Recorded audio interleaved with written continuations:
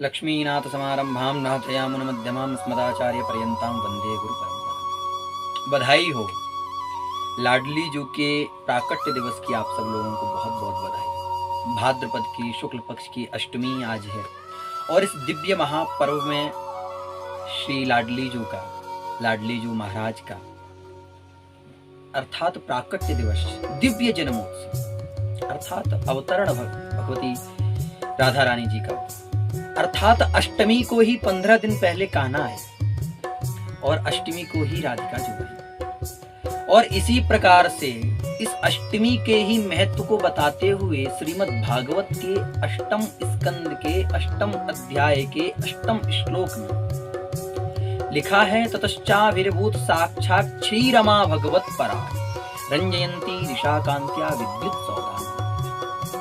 यद्यपि आप सभी जानते हैं कि राधा नाम श्रीमद् भागवत में नहीं है, लेकिन फिर भी कहीं ना कहीं इशारा रूप में हो गया है कि ततश्चाभिर्भूत साक्षात् श्री, अर्थात वह भगवती श्री महारानी ही आती हैं किस रूप में?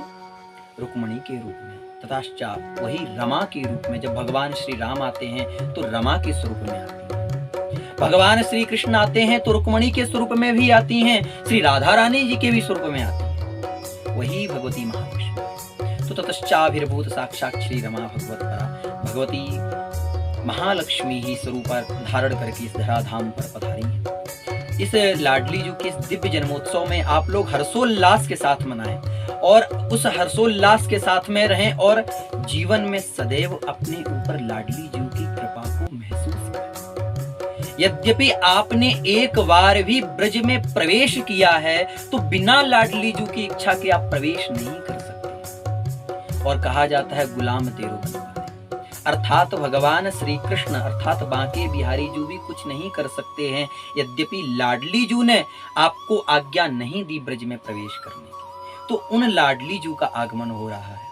तो उन लाडली जू से, यद्यपि अभी तक आप ब्रज नहीं गए हैं, तो आप ब्रज जाने के लिए लाडली जू से प्रार्थना करें और एक बार ब्रज का आनंद जरूर लें, श्रीधाम वृंदावन का आनंद जरूर लें।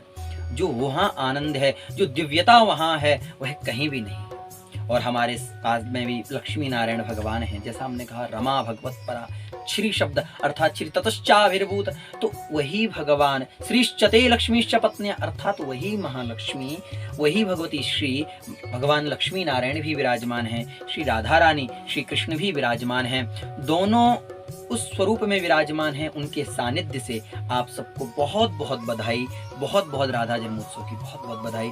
भगवान और भगवती सदैव आप पर कृपा बनाए रखें, यही भगवान से प्रार्थना है।